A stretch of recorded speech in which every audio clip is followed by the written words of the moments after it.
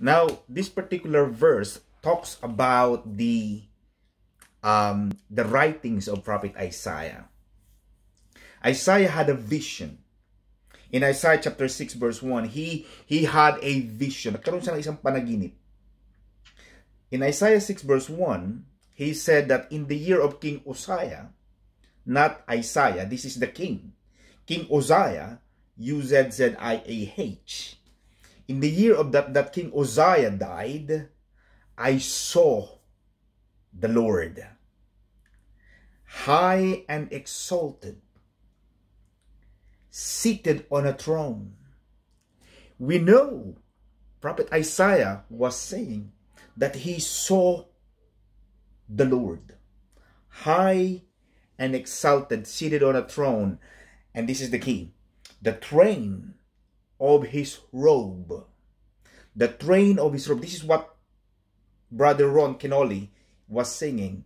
The train of his robe fills the temple. Noong unang panahon kasi mga kapatid, when you say the train, it's not the train that we know. The train of the robe, it means that it is the extension of the garments. Yung pahabaan ng trahe. Yun ang tawag dyan. Di ba yung mga kinakasal ng unang panahon, may mga trahe di boda? Di ba ngayon pag kinakasal ang mga kababaihan, pahabaan niya ng trahe. Yung train dito mga kapatid seems to mean that the trahe ng robe. It's the train of the robe. In the Old Testament mga kapatid, the history tells this, that as a king, if there's a king who defeated another king, each king has its own train. Meron siyang train of robe. But if a king defeated the camp of another king, kapag natalo ng isang hari, the winning king would cut off the train of the robe of the defeated king. And the winning king will sew the train next to his train. So habang nananalo yung winning king, humahaba yung kanyang train, yung kanyang trahe. Mga kapatid, nakukuha po ninyo mga kapatid.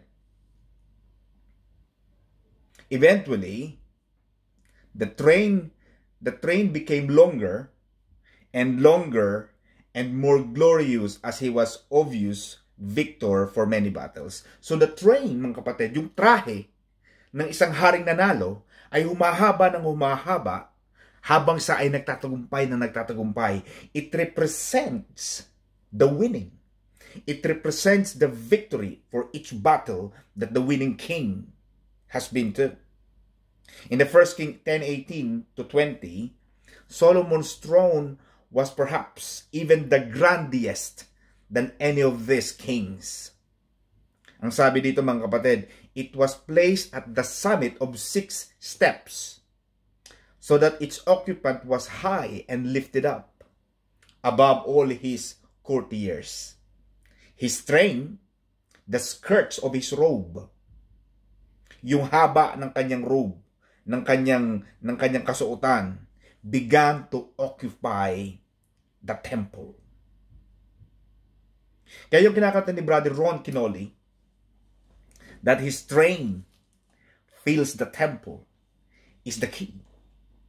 Exodus, the finality of the tabernacle, the completion of the tabernacle, the altar, seems to make an inference that that God is happy, that God is satisfied, that God is smiling to the completion of the tabernacle.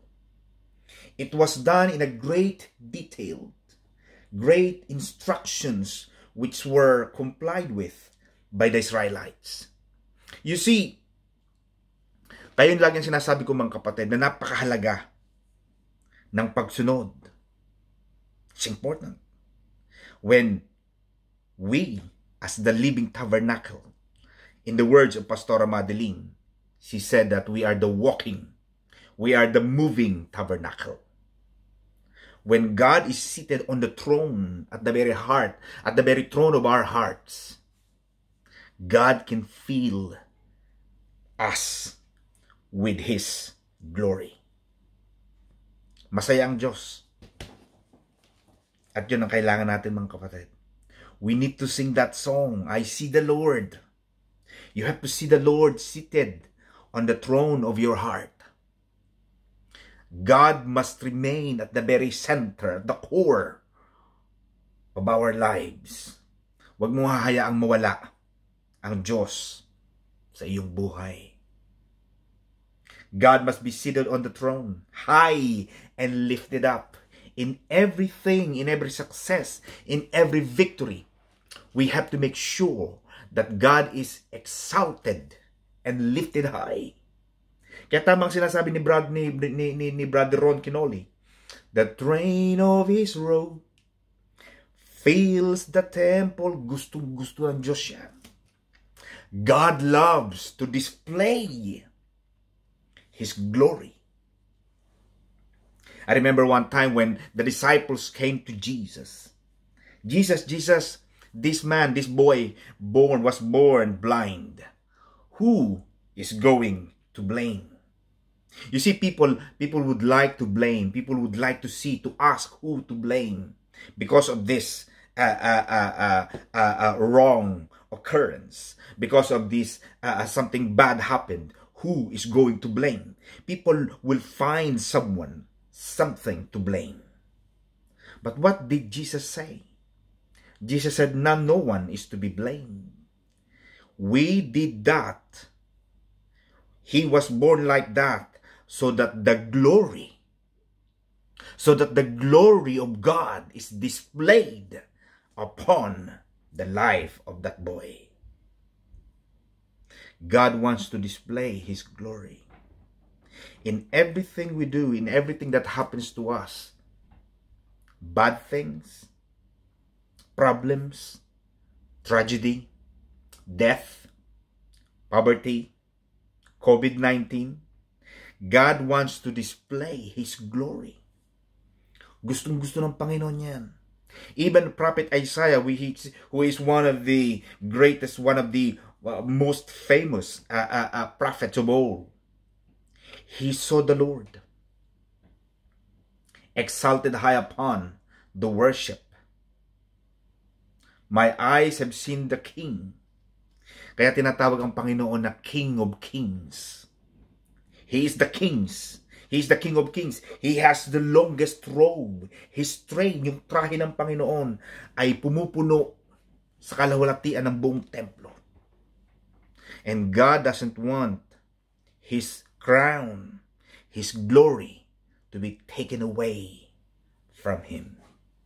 You remember there was one time, I think in the one of the kings of Judah put was it Baal next to the Ark of Covenant. Pinatay ng Diyos yan. Grabe ang ginawa ng Diyos doon. Because God is a jealous God. Ayaw ng Diyos na may kakaribal. Gusto niya siya lang. Sabi ng Panginoon, there are only two major laws. One is, you shall love the Lord your God with all your heart, all your soul, all your body, all your mind. No one should take the glory from God. Yan ang gustong-gusto ng Panginoon, mga kapatid. Sa lahat ng gagawin natin, lagi mong papupurihan ng Panginoon. Amen, mga kapatid. Magkakaroon ka ng mga katagumpayan, ng mga kagandahan ng buhay, konting hanap buhay. Salamat sa Diyos. Sa Panginoon ang papuri. Ibabalik mo sa Diyos ang kapurihan, ang kaluwalhatian, because God wants the train of His robe to be lifted up to Him. Gustong-gusto niyang kuhanin yon, at wag mong kukuhanin yun sa Diyos. The moment we take away the glory, kasi natatandaan mo si Haring Nebuchadnezzar, when he went out to the palace, and he saw the greatness of the Babylon, which is the epicenter of all the civilization. the economic standard of the world in that time. He saw he saw the glory of Babylon, and he said to himself, look, I made all this. And the voice from heaven spoke to him, you fool. I will take you to the forest. I will take you to the forest. And in the forest you will live like an animal until you concede, until you acknowledge that the glory belongs to God. Ayaw ng Diyos yan. Walang pinipili ang Diyos. Mahari ka o mapangkaraniwang kang tao. Pero the moment na kinuha natin ang kaluwalhatian sa Diyos, wala tayong pupuntahan. Tayo ay mga tao lamang. Kaya mahirap ang taong mayabang. Yun lagi ang sinasabi ko. Yung minsan minaabot tayong kaunti. Minaabot tayong kaunting sa buhay natin. Anong kasabihan? Para tayong langaw na nakatungtong sa ibabaw ng kalabaw. We are a small, tiny dot in the bigness, in the power of God. Yung kalakihan ng Panginoon. Kaya wag nating aalisin yung train of His robe. Lagi mong ibabalik yan sa Panginoon. Panginoon, kundi dahil sa iyo, wala ito. Pero Panginoon, salamat. Binigyan mo ako ng ganitong pagkakataon, ng ganitong pribilehiyo so that ma-achieve ko ang mga bagay na ito. Gusto ko yan, mga kapatid. Kaya, pag kinakanta lagi ni Brother Ron Kenulian, ako, my God, ako yung napapayak because yung the train of His robe. Imagine mo yung mga monarchy, di ba? The monarchs, the monarchs, gusto nila pahabaan sila ng trahe. Kasi nung unang panahon, pag mahaba ang trahe mo, sabihin, marami ka na pagtagumpayan, marami kang kingdom na nakonquer. Kaya di ba? Si Alexander the Great. Kaya sinawag na Alexander the Great yan kasi conqueror. Kumakonquer yan, pero ang talagang, di ba? Kaya ang Pilipinas din, di ba? We have been conquered by Magellan. Ferdinand Magellan. Kaya nagagalit si Presidente na bakit ang pangalan natin ay Pilipinas. Kasi ang Pilipinas, hinango yan kay King Philip. Kaya dapat, sabi niya, papalitan natin ang ating pangalan.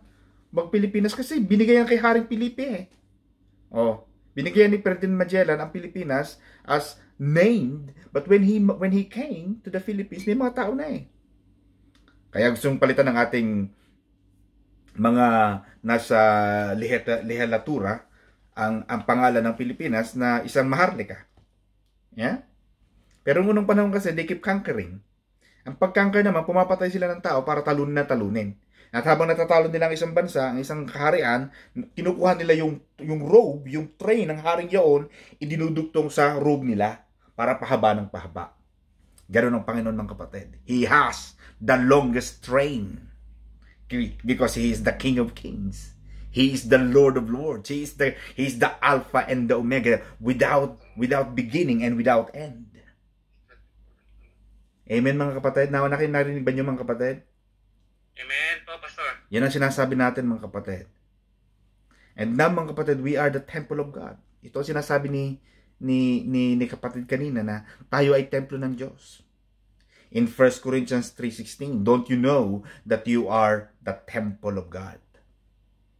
Tama sabi ni Pastor Saldi.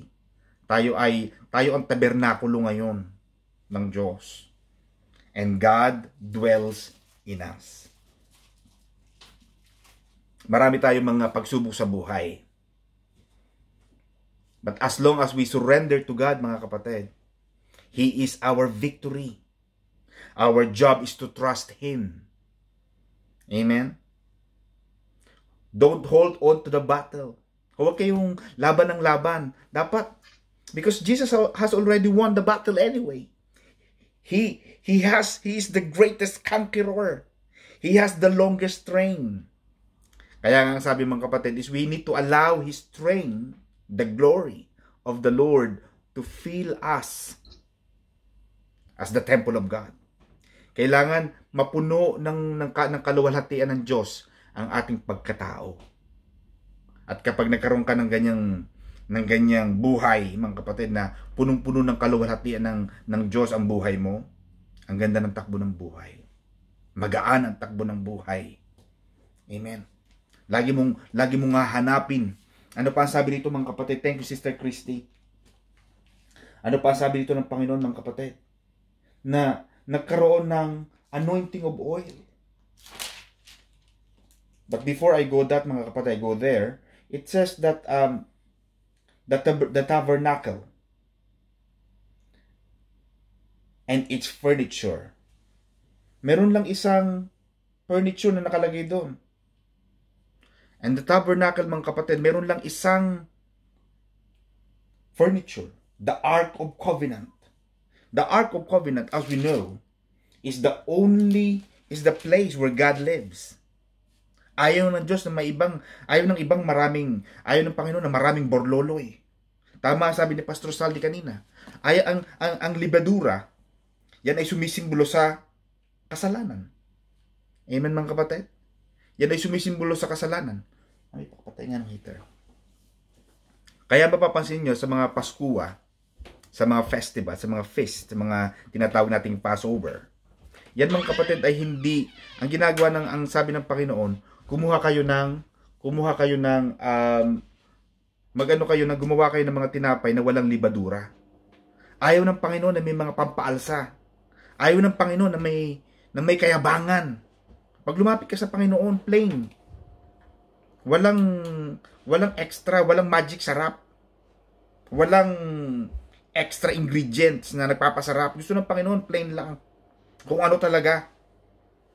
Kasi doon mo malalaman ang lasa ng tinapay. Hindi dahil sa pampaalsa, hindi yung malaki lang. Lumalaki yung pandesal dahil may pampaalsa. Yun ang libadura. Kaya ang tawag nung tama sabi ni Pastor Saldi, maraming mga Saduceo at mga Pariseo at mga tagapagturo ng batas, the teachers of the law, libadura lang eh. Yabang lang eh. Magbibigay ng offering, papakita pa nila, talagang ibababa pa nila, dahan-dahan. Para makita ng mga tao gano'ng kalaki ang ibinigay nila. Because they are taking the glory. Kinukuha nila ang glory, ang kaluwalhatian sa Diyos. Wag. Ano ang sabi ng Panginoon? Kung gagawa ka ng mabuti, kung magbibigay ka sa kapwa, maganda na yung patago. Wala nakakaalam. Sabi ng Panginoon, whatever you do in private, God will bless you in public. Kaya ayaw ng Panginoon na may pampaalsa. Gusto ng Panginoon, nag-iisa lang, Ark of Covenant. Nag-iisa lang sa iyong puso, mga kapatid. Nagkaroon din, mga kapatid, ng anointing. Kaya mapapansin niyo, every time we have an anointing of oil, especially Pastora and Bishop does this. May mga anointing. In chapter 40, verse 9. Take the anointing oil, anoint the tabernacle, and all things in it to be holy. Yung anointing kasi, mga kapatid, yung pagbabahid ng langis, this is a ritual upang papabanalin, papaging banal ang isang bagay o ang isang tao. The anointing of oil makes that object or person holy. Ito yung nagbibigay ng kabanalan. Ang sabi rito, anoint the labor and its fruit to sanctify it to be holy. Bring Aaron and sons to the labor and wash them with water. Put the holy garments upon Aaron, anoint him, and sanctify him to the office of the high priest. Laging hindi binasta-basta ng Diyos ang mga ginagawa. Hindi naging pangkaraniwan. Nagkaroon ng anointing. Kaya kita mo, Sister Ami, yung ating awit. Di ba? Anointing falls on me. Mahalaga yung may anointing. Mahalaga yung may bahid. Yung anointing, hindi mo pwedeng bilhin yan. Natatandaan mo yung isang tao sa New Testament na nagpapagaling din ng mga may sakit. Ginagaya niya mga disciples. But because he has no anointing. Di ba? Wala siyang anointing eh. Nakakagawa ng magic, pero hindi siya nakakapagpagaling. Kaya, tapos binabayaran niya yung mga disciples. Sabi niya, Babayaran kita. Bigay mo sa akin yung meron ka. Sabi ng mga disipulo, hindi. Hindi namin ito binibenta. Ito ay galing sa Diyos. Hindi namin ito pwedeng ibenta. Hindi ito nabibili. Ang anointing, mga kapatid, yung bahid na galing sa Diyos, hindi mo pwedeng bilhin. Diyos ang nagbibigay nun. Amen? Diyos ang gumagawa nun. Kaya importante, mga kapatid, na tayo ay may bahid na langis. Amen? Ano pa sabi dito, mga kapatid? So there was an anointing to the tabernacle. There was the consecration of the priest. Amen? So gusto ng Panginoon na may maglilingkod sa Kanya, mga Levita. At ang sabi ng Panginoon, you have to anoint Aaron so that they become my servants forever. Habang buhay. And then nagkaroon in verse 16, mga kapatid, this is the setting up of the tabernacle. And then, ito yung sinasabi ni Sister in verse 20, placing the ark, the only piece of furniture, in the most holy place. Kaya mapapansin mo rito, and he took and put the testimony into the ark, and set the staves on the ark, and put the mercy seat upon the ark. And he brought the ark into the tabernacle, and set up the veil of the covering. May veil, may kurtina. Yung kurtina, mga kapatid, that separates the holy place and the outer courtyard to the most holy place. Yung tinatawag na Holy of Holies. Nagkaroon ng kurtina, ang tinatawag doon veil. In law, we have the piercing of the veil. Sa mga kinakasal, meron niyang belo. Diba? Pag kinakasal ka, meron yung takip na parang kurtina, belo yon para hindi mo agad nakikita ang mukha ng iyong bride. And then pag talagang magpupronounce na yung pastor o ministro ng you are now Mr. and Mrs. So and so, i-unveil. Inaalis na yung veil, yung kubong na tinatawag. In this verse, mga kapatid, may belo may kurtina that separates the most holy place, the Holy of Holies, to the rest of the place. Nakahiwala yun para mapangalagaan ang kabanalan. Ganon din tayo, mga kapatid. Kailangan may limit ang ating pagkilos. Amen?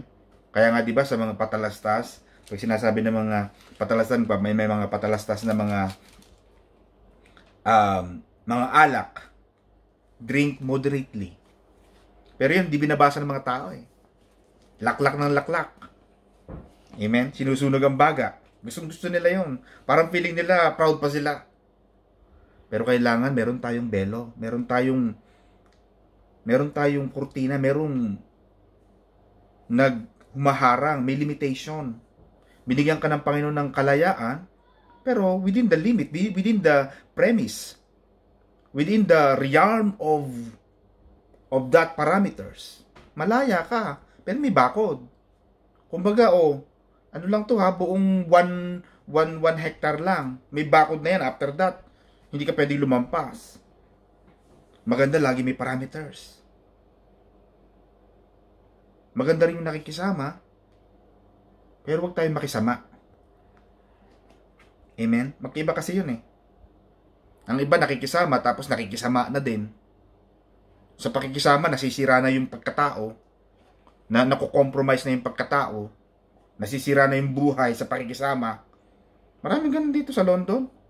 May nag-aaway dahil sa pakikipagkaibigan. Mga away na rin yung kaaway ng mga kaibigan niya. Mali yun. Kaya sabi ng Panginoon sa Biblia, di ba? Iwasan mo yung mga taong palaway.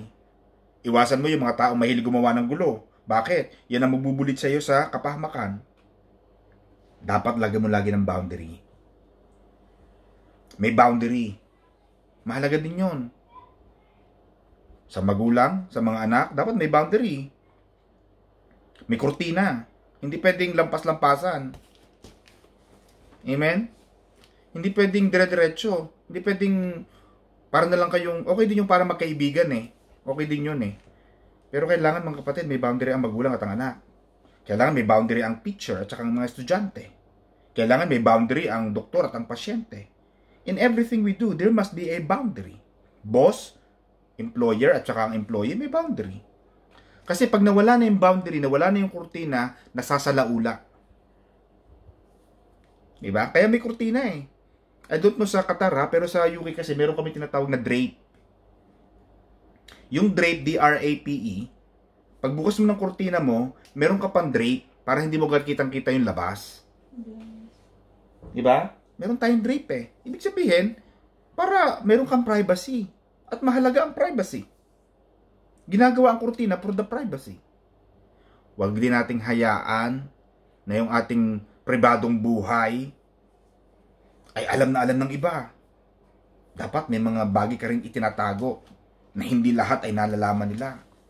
Kasi ang tao, kapatid, na basang-basa ng ibang tao ang buhay, alam na ang buhay, alam mo, most of the time, nababastos yan. Kaya nandoon yung kasabihan na familiarity breeds contempt. Doon nagsimula yung salitang yun eh. Kasi pag pamilyar na siya yung tao, binabasta-basta ka na. Pero tingnan mo yung mga tao, maraming sikreto. Yung mga taong hindi pala imik. Yung mga taong hindi pala salita.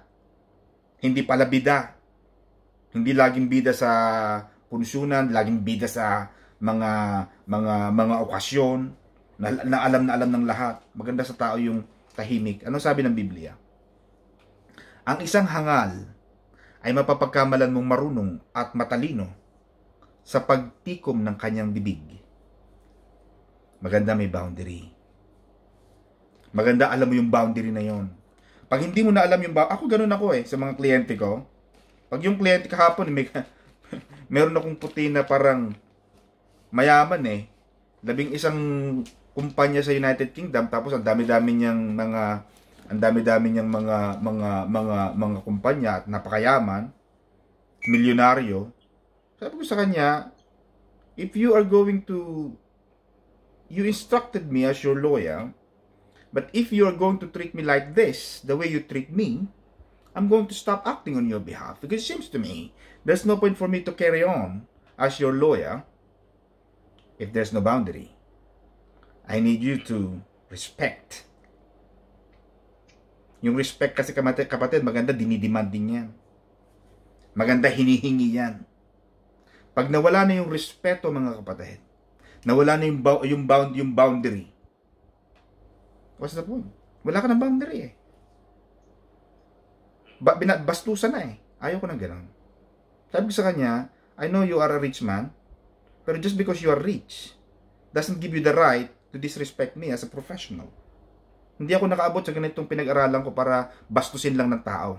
At hindi ko hahayaan, kahit mawalan ako ng kinikita, hindi ko hahayaan na mabastos ako. Tumigil siya. Nagpakababa. Doon, pasensya na ganito. Look, tomorrow is your hearing, tapos ganyan ang pagsasalita mo sa akin, I might as well give you up. And I have the right to work without fear. Inilagay ko yung boundary ko eh. Maganda naman kapatid, ganon din kayo. Magkaroon kayo ng boundary. Magkaroon ng guhit. Dapat dito ka lang. Amen mga kapatid, naunawaan ninyo mga kapatid. Maglalagay ng guhit sa lahat ng bagay. Sa pakikipagkaibigan, may guhit, merong boundary. Hindi laging okay lang kahit anong gawin, no? Sa mga anak, may boundary. O anak ha, dapat tama nung unang panahon, di ba tayo? O, alas 5, Madeline ha? Alas 5, sabi ni Pastor Saldi, alas 5 yung punto, nandito ka na dapat. Pag wala ka ng 5:01, ako, may tatamaan dito. May boundary. Di ba, Brother Johnny? Nakukuha mo yung sinasabi ko. Yung kurtina kasi kapatid, it was designed so that the most holy place is made holy. Kasi kung walang kurtina, di kitang-kita. Hindi hinayaan ng Panginoon eh. Pero mo nagpagawa ang Panginoon ng kurtina. Could you imagine that they were on the desert? Do not forget, they are in the wilderness while they are doing this. And they did not have this kind of construction. Pero God has to pour out His knowledge, His expertise, His wisdom to all the man to do the best arts, the fine arts. Kailangan mag-boost pa ang Panginoon. Magtakda ng mga tao para makagawa ng pinakamagagandang disenyo. para sa Kanya. Ganon din tayo mga kapatid. Sa ating buhay, gawin mong lahat para mapaganda ang buhay, para lalo kang mapalapit sa Diyos. Gawin nating lahat. Tuwan-tuwa ako kay Sister Marivic. Sister Marivic, wag na maikalaki ng ulo mo, pero ako ay natutuwa sa buhay mo, kapatid. Kasi nakita ko ang iyong progression. Nakita ko ang development mo sa inyong buhay. Kasi Sister Marivic, mga kapatid, hindi nyo nagtatanong, yan ay makita ko, ay talagang, siguro Sister Marivic, parang kadiliman pa rin noon, winter yata yun. Tatakbo yan sa simbahan. Late na. Late na po pala. Uwi na, Sister Marivic. Oh, I love you with the love of the Lord na. Huli ka na. Pero galing yan sa trabaho. Kita ko pa minsan, naka-uniform yan. Pero kitang-kita ko sa kanya noon ang kalungkutan. Ang pananabik sa kanyang pamilya. Ang naging kaligayahan na lamang niya ang pagdalo sa mga gawain ng Diyos. At since that time, mga kapatid, maraming pinagdaanan, maraming dumaan. Maraming mga pagsubok. Pero nananatili. Ginagawa ang lahat. At alam mo, Sister Marivic, kanina nung panalangin mo, napakaganda ng iyong panalangin. Sabi ko kay Sister May, Baby, tingnan mo si Sister Marivic manalangin. Ang laki ng improvement. Amen? Kasi nung una, pag nananalangin si Sister Marivic, parang makikita mo na talagang, kumbaga sa basketball player, ay parang isang bagito pa lamang. Pero throughout the time, throughout the progression of the time, habang tumatagal, kasi alam mo ang expertise, yan ay kasama ng panahon. Naging expert ka habang tumatagal. Sabi nga ni Sister May, ang adobo, hindi namin kinakain yan, Brother Johnny, kaagad. Hindi namin inuubos ang isang upuan. Ang gusto ni Sister May, mga 5 araw na naka-ref. Sabi niya, baby, i-ref natin to ng mga 5 araw. Sa ika-5 araw, gustong-gusto niya yan kasi tumatagal. Habang tumatagal daw ang adobo sa kanya, ay sumasarap. Parang alak. Diba? May mga alak na years bago nila ibenta sa commercial market. Sa pagtagal ng panahon ng alak, lalong sumasarap, lalong nagmamahal. Ganon din tayo, mga kapatid. Habang tumatagal, tumitibay, lalong bumabango, lalong nagsusumigasig sa paglilingkod sa Diyos. Habang lumalamig pero umiinit ang pananampalataya sa Diyos. Amen, mga kapatid. Lalong nagsusumikap na mapalapit sa Diyos. Bakit? Malapit na dumating ang Panginoon, mga kapatid. We are now finishing the Exodus, and now, maybe kapatid, in the next few days, next Saturday, Brother Johnny, we're gonna be starting the book of Leviticus. Amen, mga kapatid? So, mga kapatid, doon lamang ako at may God bless you all.